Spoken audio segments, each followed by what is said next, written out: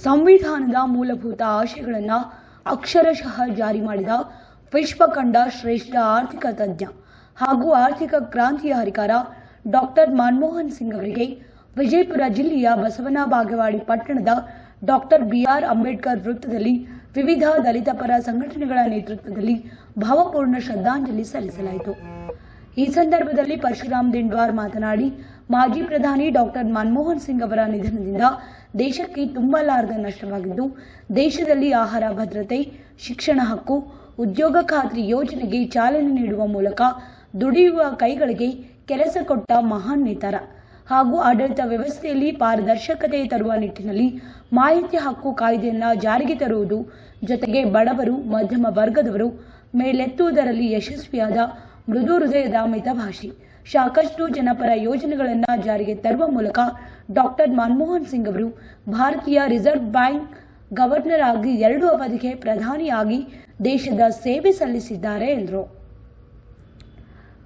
ಈ ಸಂದರ್ಭದಲ್ಲಿ ಮುಖಂಡರಾದ ಅರವಿಂದ್ ಸಾಲ್ವಾಡ್ಗಿ, ಗುರು ಗುಡಿಮನಿ, ಮಹಾಂತೇಶ್ ಸಾಸಾಬಾಳ್ ಸೇರಿದಂತೆ ಮತ್ತಿತರರು ಉಪಸ್ಥಿತರಿದ್ದರು.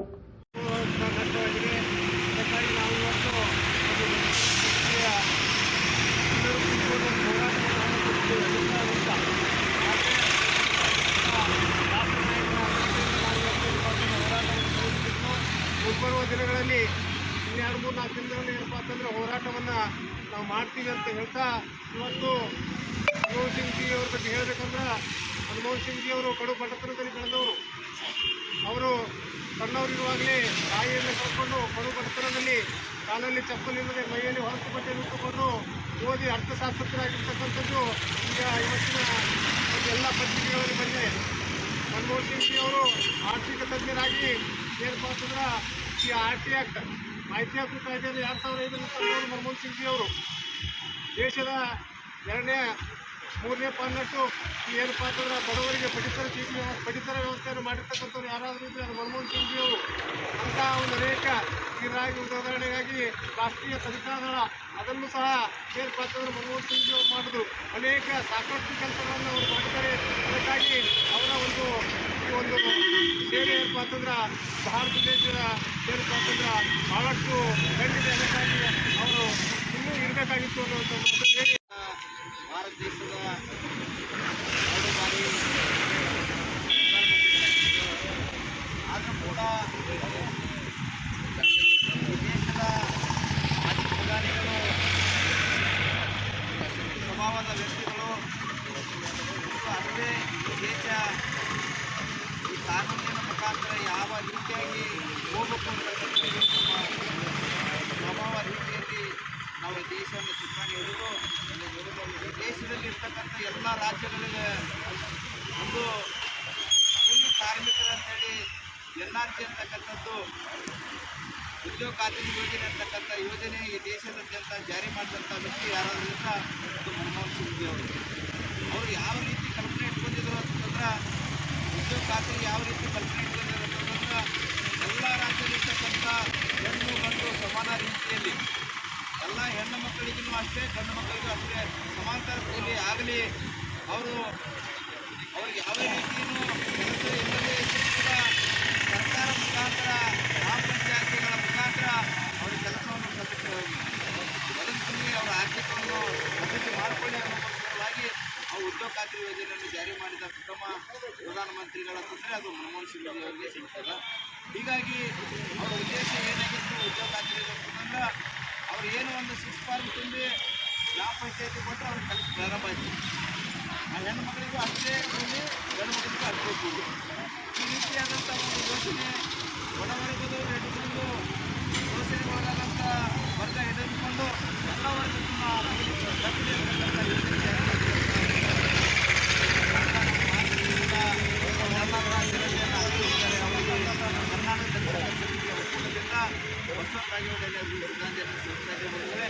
ಅದೇ ರೀತಿಯಾಗಿ ನಾವು ಇವತ್ತು 27/12/2024 ಈ ದೇಶದ ಒಬ್ಬ ಗೃಹ ಮಂತ್ರಿ ಆದಂಥ ಅಮಿತ್ ಶಾ 17/12/2024 ರಾಜ್ಯಸಭೆಯಲ್ಲಿ ಬಾಬಾ ಸಾಹೇಬ್ ಅಂಬೇಡ್ಕರ್ ಅವರ ಬಗ್ಗೆ ಹಗುರವಾಗಿ ಅವಹೇಳನಕಾರಿಯಾಗಿ ಮಾತನಾಡಿದಂಥ ವ್ಯಕ್ತಿ ಇವತ್ತು ಅದನ್ನು ಮಾಜಿ ಪ್ರಧಾನಿಗಳು ಈ ದೇಶದ ಮಾಜಿ ಪ್ರಧಾನಿ ಶಿಕ್ಷಣ ವಂಚಿತ ಕಾರಣಾಂತರದಿಂದ ಇವತ್ತು ನಾವು ಹೋರಾಟವನ್ನು ರದ್ದುಗೊಳಿಸಿ ಮುಂದಿನ ದಿನಾಂಕ ನಾವು 12ನೇ ತಾರೀಕಿಗೆ ಎಲ್ಲರೂ ಒಟ್ಟುಗೂಡಿ ಜನವರಿ 2ನೇ ತಾರೀಕಿಗೆ ಒಟ್ಟುಗೂಡಿ ನಾವು ಮತ್ತೊಂದು ದಿನಾಂಕವನ್ನು ಪ್ರಕಟಣೆ ಮಾಡಿ ಬಸವನ ಬಾಗೇವಾಡಿಯಲ್ಲಿ ಬೃಹತ್ ಪ್ರಮಾಣದ ಹೋರಾಟವನ್ನು ಪ್ರಾರಂಭ ಮಾಡ್ತೇವೆ. 1ನೇ ತಾರೀಕು ಕೊಡಬೇಕಾಗಿತ್ತು, ಆದರೂ ನಾವು ಭೀಮ್ ಕೋರೆಗಾಂವ್ ವಿಜಯೋತ್ಸವ ಇರೋದರಿಂದ ಅವತ್ತಿನ ದಿನ ವಿಜಯೋತ್ಸವ ಆಚರಣೆ ಮಾಡಿ 2ನೇ ತಾರೀಕಿಗೆ ಮತ್ತೊಮ್ಮೆ ನಾವೆಲ್ಲರೂ ಸೇರಿ ದಿನಾಂಕವನ್ನು ಪ್ರಕಟಣೆ ಮಾಡ್ತೇವೆ ಅಂತೇಳಿ ನನ್ನ ಮಾತನ್ನು ಅವಕಾಶ ಮಾಡಿಕೊಟ್ಟಂತ ಎಲ್ಲರಿಗೂ ಹೇಳಿ ನನ್ನ ಮಾತು